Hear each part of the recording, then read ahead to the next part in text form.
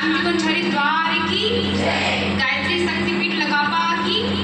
और एक बार सरोवर के विभिन्न गांवों से आए हुए सभी क्षेत्र की जो बहनें आई हुई हैं, हमारी शक्ति स्वरूप जो देव स्वरूप जो बहनें हैं, उनकी भी एक बार जोरदार से बोलेंगे एक बार जय। तो सबसे पहले एक बार गायत्री मंत्र बोलेंगे, एक बार साथ ओम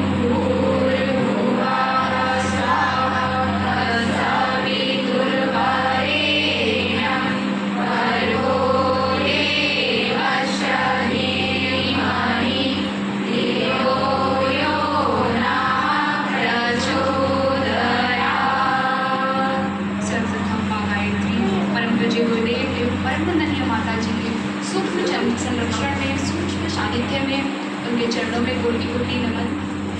या देवी सर्वभूतेषु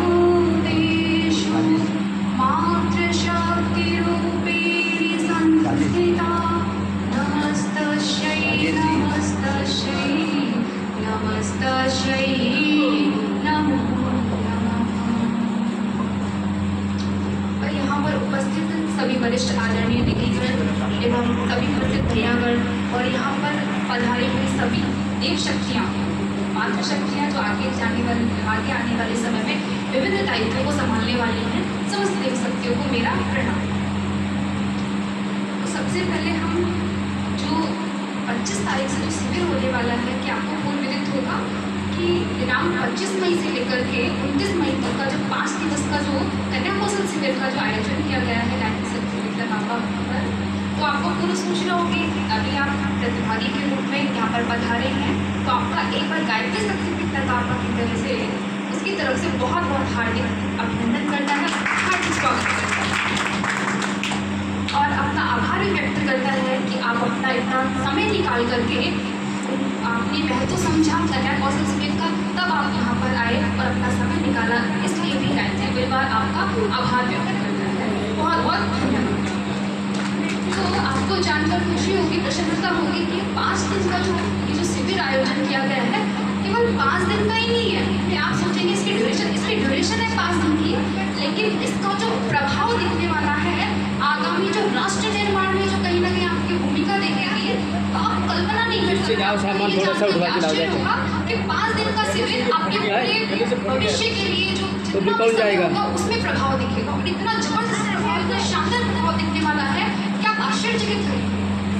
तो आइए इस कक्षा में मैं थोड़ा सा आपको एक ओवरव्यू देना चाहूँगी कि 5 दिनों में जो भी गतिविधियाँ होने वाली हैं, ये किस विषय पर होगी, आखिर आवश्यकता क्या पड़ी कन्या कौशल शिविर की। कि ऐसे तो बहुत सारे एनजीओ काम कर रहे हैं नारी सशक्तिकरण के लिए, वुमेन एम्पावरमेंट के लिए, ऐसे तो बहुत सारे कर रहे हैं ना, लेकिन ये कन्या कौशल शिविर ही क्यों, क्या आवश्यकता पड़ी कि कन्या कौशल शिविर का आयोजन किया गया। और इसके पीछे कुछ ना कुछ तो उद्देश्य होगा। अगर किसी चीज़ की आवश्यकता है तो कहीं ना कहीं उद्देश्य दिखेगा और फिर कहीं ना कहीं इसका महत्व भी होगा। तो मैं इस कक्षा में आपको कन्या कौशल शिविर की जो आवश्यकता है, जो उद्देश्य है, उसका जो महत्व है वो स्पष्ट करना चाहूँगी। तो एक बार आप थोड़ी सी दृष्टि डालेंगे कि आपने कभी सोचा है, कभी थोड़ा सा ध्यान में लिया होगा कि हमारे प्राचीन समय में जो नारियाँ होती थी, जो कन्याएँ होती थी, वो कैसी होती थी। क्या कोई बता सकता है मेरे को 2-4 के नाम, कोई एग्जाम्पल्स? हाँ, वेरी गुड। तो आपने बहुत बड़ा नाम सुना है कि रानी लक्ष्मीबाई, वो किस क्षेत्र में आगे थी, वीरांगना हुई एक तो, और एक उन्होंने अपने जो नारी के जो एक दायित्व होते हैं, उन्होंने समग्र क्षेत्रों में एक तो क्या दक्षता हासिल करके अपना समाज में आकर के एक ऐसा व्यक्तित्व खड़ा किया करके कि आज हम उनका नाम लेते हैं तो हमारा हृदय गर्व से हो जाता है, गर्व से भर उठता है, होता है नहीं होता है। तो क्या आप वैसी रानी लक्ष्मीबाई की तरह वीरांगना बनना चाहेंगे, वैसा व्यक्तित्व बनाना चाहेंगे? तो व्यक्तित्व कैसे बनेगा, व्यक्तित्व किसे कहेंगे आप, कि बाहर से कपड़े अच्छे से पहन लिए, आल-पाल हेयर स्टाइल कर ली, अच्छा देखिए, तो ये व्यक्तित्व होगा क्या? तो इस जो शिविर में आपकी आयोजन किया गया, इसमें आपको बताया जाएगा कि व्यक्तित्व असल में किसे कहते हैं, कि जो पर्सनालिटी है ये होती क्या है। तो थोड़ा सा आप ये ध्यान देंगे कि जो पिछले समय में, प्राचीन समय में जो हमारी भारतीय नारियाँ होती थी, उनका क्या स्थान था, उनको पूछा जाता था कि यत्र नारीस्तु पूजन्ते रमन्ते तत्र देवता, कि जहाँ पर नारियों की, जहाँ जहाँ पर नारियों की पूजा की जाती है वहाँ पर देवता निवास करते हैं। क्या ये केवल लाइन में लिखी गई है या वास्तव में नारियों की पूजा की जाती थी और वहाँ देवता निवास करते थे? वास्तव में उस समय में जो नारियाँ होती थी, जो हमारी कन्याएं, जो हमारी बहनें, जो हमारी बेटियाँ होती थी, उनकी वास्तव में पूजा की जाती थी और वहाँ पर देवता निवास करते थे। और हम उस दृश्य को अगर आज के समय में तुलना करें कि आज के समय में नारियों की पूजा की जाती है, उनके चरण स्पर्श किए जाते हैं, नहीं, चरण स्पर्श की तो बात बहुत दूर की। और दूसरी बात आपकी कि देवता निवास करते हैं, तो ये तो कल्पना नहीं कर सकते आज मनुष्यता निवास नहीं करती है कि आज वो पुरुष जिसको एक माता अपने आंचल में सींच करके एक बालक से लेकर के युवा बनाती है और वो युवा क्या करता है, एक नारी को बेइज्जत करता है, उसका सम्मान नहीं करना चाहता, तो देवता तो निवास नहीं कर सकते ना। और पहले क्यों देवता निवास करते थे? क्योंकि नारी के क्या थे, आचरण, कि चरण उनके पूजे जाते हैं जिनके आचरण श्रेष्ठ होते हैं। क्यों इत्र से तो चरित्र महका या नहीं जाता कि कोई परफ्यूम ले आए महंगी से महंगी और स्प्रे किया और हमारा चरित्र खूबसूरत हो गया। नहीं, चरित्र को महकाने के लिए हमें आवश्यकता है परिष्कृत की, परिष्कार करने की, अपने चरित्र में निखरता लाने की, प्रखरता लाने की, तेजस्विता लाने की। तो वो कैसे होगा? वो आपको वही बताया जाएगा कि आप कौन है, वास्तव में आप कौन है। आप भूले बैठे हुए अपने आप को कि आप में वो शक्ति विराजमान है, कि वो शक्ति विराजमान है, वो क्षमताएं, वो योग्यताएं, वो विभूतियां छिपी हुई है। बस आपको क्या आवश्यकता है, अपने आप को पहचानने की आवश्यकता है, अपने अंदर जो विभूतियां छिपी हुई है, जो टैलेंट छिपा हुआ है, उसको खोजने की आवश्यकता है। फिर देखिए आपका व्यक्तित्व क्या सामने बन करके आता है और क्या शानदार व्यक्तित्व होता है और आप समाज में क्या नाम कमाते हैं। फिर देखिए आपकी जो भूमिका होने वाली, जबरदस्त होने वाली है। और आप ये नहीं सोचिए कि हम तो ऐसे ही आ गए, ऐसे ही कोई नहीं आया यहाँ पे। हमारे जो गुरुदेव का जो चिंतन है, उनकी जो चेतना है, एक एक को चुन करके बनाया गया है। आप हीरे हैं तो आपको कम नहीं समझिए, आप हीरे हैं। हीरे को चुन करके गुरुदेव ने इस धरती पर बुलाया है और इस प्रांगण में बुलाया है। तो आप हीरे हैं। हीरे भी कैसे सर्वश्रेष्ठ हीरे हैं, तो उनको आपको पहचानने की आवश्यकता है, हीरे की मूल्य जानने की आवश्यकता है। वो कैसे जाने? एक छोटा सा दृष्टांत के माध्यम से मैं स्पष्ट करूंगी कि आप भी वास्तव में वैसे ही हैं कि अपने स्वरूप को भूले बैठे हैं। कि थोड़ा सा ध्यान से सुनिएगा कि एक बार एक सावक होता है और चलता है, अब उनके साथ में रहता है, उनके साथ में रहेगा तो वैसे ही गुण आएंगे, नहीं आएंगे? जिस चीज़ के आप संपर्क में रहेंगे वैसे ही गुण कर्म स्वभाव आएंगे। तो भेड़िए के क्या गुण कर्म स्वभाव होते हैं? कायरता, डर, भय, शंका, संकालु। तो वही के वही गुण किसमें आ जाते हैं? सावक में। सावक क्या होता है? शेर का बच्चा होता है। उस शेर को आप जानते होंगे कितनी क्षमता होती है, कितनी एक दहाड़ मारे तो जंगल के जितने भी पशु पक्षी होते हैं, जानवर एक साइड में खड़े होते हैं। वो होती है ना, वो शक्ति होती है उसमें, वो साहस होता है, वो शौर्य होता है, वो निडरता होती है। लेकिन लघु बन जाता है, कायर बन जाता है। कैसे? किसके संपर्क में रहता है? एक भेड़िए के झुंड में रहता है। तो कोई नहीं, अब वो तो गुण आ गई उसमें। अब एक दिन क्या होता है कि एक शेर आता है और शेर दहाड़ मारता है जोर से, और सारी भेड़ियों के झुंड में क्या होता है? सावक भी होता है और दौड़ लगाते हैं, भागते हैं। किससे बचने के लिए? शेर से बचने के लिए। अब उसी झुंड में वो जो सावक होता है वो भी दौड़ता है। वो क्या कहता है? मैं तो भेड़िया हूँ। भेड़िए की तरह भागता है। फिर शेर की दृष्टि पड़ती है, ये तो सावक है, मेरी जाति का है, ये क्यों ऐसे भाग रहा है? क्यों भाग रहा है ऐसे? तो उसको पकड़ लेता है पंछी से और कहता है तू कहाँ जा रहा है, क्यों भाग रहा है? अब वो रोने लगता है, बड़े बड़े लंबे लंबे आंसू कि मुझे छोड़ दो, मुझे मत पकड़ो, मुझे मेरी जान बख्श दो। अब शेर को अंदर अंदर हंसी नहीं आती, लेकिन दुख भी होता है। क्यों? क्योंकि वो तो मेरी जाति का सिंह है, शेर है, साहस होना चाहिए उसमें। लेकिन लघु बन जाता है, रोता है और उसको लाखों बार कोशिश करता है समझाने की तुम शेर हो, मेरी जाति के हो, एक दहाड़ मारो, सब जंगल के जितने भी जानवर है एक कोने में हो जाए। लेकिन वो क्या कहता है? नहीं, मैं भेड़िया हूँ, मैं कायर हूँ, मेरे में साहस नहीं है, मैं भेड़िया हूँ। अब उसको बार-बार समझाता है तुम भेड़िए नहीं हो, क्या हो? शेर हो। नहीं, मैं भेड़िया हूँ। फिर वो कहता है नहीं, तुम भेड़िया नहीं हो, क्या हो? शेर हो, सिंह की, क्या हो? बच्चे हो। तो वापस कहता है, अब कहते हैं ये तो नहीं मानेगा, इसका कुछ ना कुछ तो सॉल्यूशन करना पड़ेगा। अब वो क्या करता है, कहता है चलो एक जलाशय के पास लेके जाता है, मतलब एक झील सी तालाब से जिसको समझ सकते हैं आप, और कहता है देखो क्या मेरा स्वरूप और तुम्हारा स्वरूप मिल रहा है, मैच कर रहा है। वो वापस देखते हैं झांक के, ये तो मैं वैसा ही दिख रहा हूँ जैसे आप दिख रहे हो। तो कहते हैं तब देखो तुम कौन हो, और आवाज निकालने के लिए कहता है, जैसे वो सिंगल हार्ट में वैसे ही आवाज निकालने कहता है, और 2-3 बार प्रयास करता है, 4 बार प्रयास करता है, और ऐसी दहाड़ मारता है कि जितने भेड़िए होते हैं एक कोने में जाकर के रुकते हैं। तो उसको बोध हो जाता है बहनों, उसको बोध हो जाता है कि वो भेड़िया नहीं है, क्या है, शेर है, एक शेर का बच्चा है, सावक है, उसमें साहस है, निडरता है, कायरता तो उसका निशान ही नहीं है। तो हम भी बहनों कैसे भूले बैठे हैं, उस सावक की तरह भूले बैठे हैं। तो हमें आज आवश्यकता है सावक को पहचानने की, अंदर की चेतना को पहचानने की कि हम कौन है।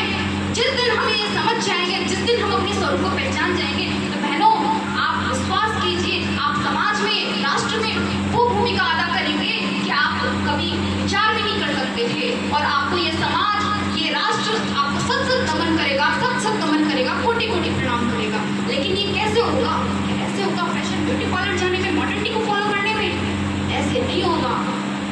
उसके लिए अब अगर आपने नाम सुना होगा माता अनुसुईया का, माता सीता को तो सुना होगा, माता सीता की कहानी बहुत अच्छे से जानते होंगे, तो इतना मैं बताना नहीं चाहूंगी इतनी व्याख्या से कि उनके में इतना तपोबल था माता अनुसुईया में और माता सीता में कि कोई भी दुराचारी शक्ति उनकी तरफ दृष्टि उठा करके नहीं दे सकती थी, देखती तो भस्म हो जाती। तो बहनों विश्वास करो, वही शक्ति, वही तपोबल आप में भी है, लेकिन वो कैसे होगा? आपके चरित्र, चिंतन, स्वभाव को श्रेष्ठ लाओगे तब आप में वो शक्ति आएगी। और आप यकीन कीजिए, कोई भी ऐसी दुष्ट शक्ति आपकी ओर उठा कर देखती है तो वो उसका वही सर्वनाश हो जाएगा, वो वही नष्ट हो जाएगी। लेकिन ये कैसे होगी? नारियां देश की जाग जाएं अगर, बेटियां देश की जाग जाएं अगर, तो युग स्वयं ही बदलता चला जाएगा। अगर बेटियां देश की जाग जाएं अगर, तुम्ही देश की रत्न कांति में, तुम्ही राष्ट्र निर्माता, तुम्ही देश की रत्न कांति में, तुम्ही राष्ट्र निर्माता। आओ हम सब बहनें मिलकर करें भावी राष्ट्र निर्माण, करें भावी राष्ट्र निर्माण। तो बहनों आपको जागने की आवश्यकता है, आपको एकता की आवश्यकता है। उठे और जागे, अपने स्वरूप को पहचाने, अपने व्यक्तित्व को पहचाने, अपने मूल्यों को जाने, और किस ओर आगे बढ़े? राष्ट्र निर्माण की ओर आगे बढ़े। क्योंकि आप देखेंगे आज एक स्त्री, एक नारी जिसकी पूजा होती थी, वंदना होती थी, वो नारी एक न्यायालय के सामने न्याय की भीख मांगती नजर आती है। इससे दृश्य, इससे सोचनीय दृश्य क्या हो सकता है हम लोगों के लिए?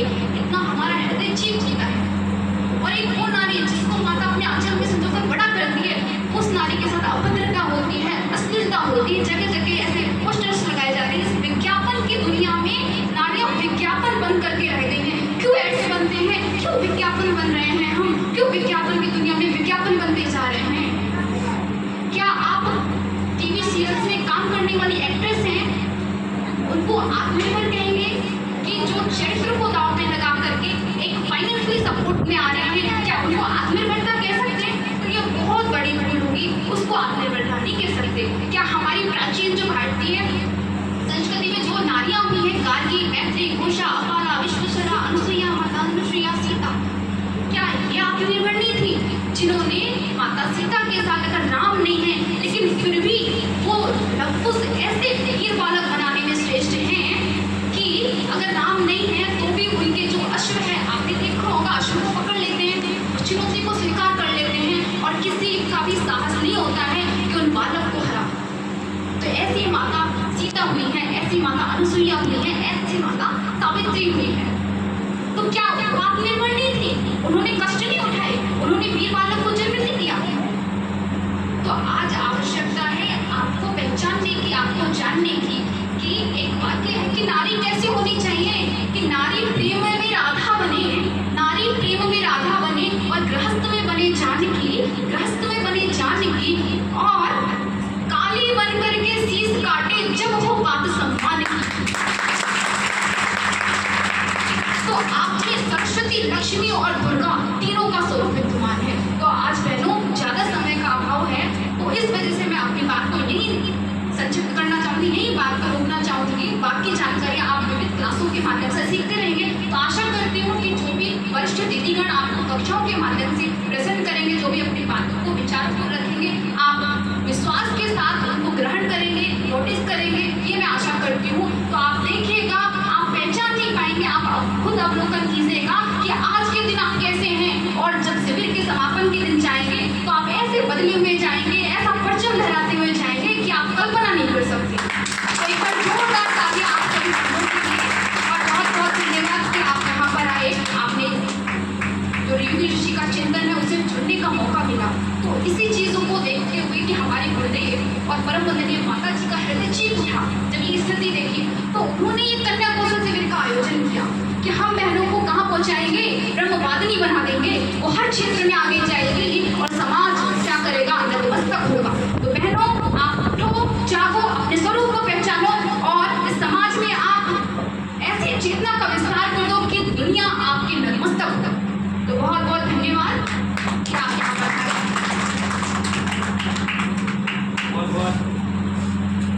बहुत आभार, बहुत ही अच्छा उद्बोधन आपका। अब मैं आमंत्रित करना चाह रहा हूँ कल्पेश जी, और आप बता रहे और पहले ये दो नोट पूरे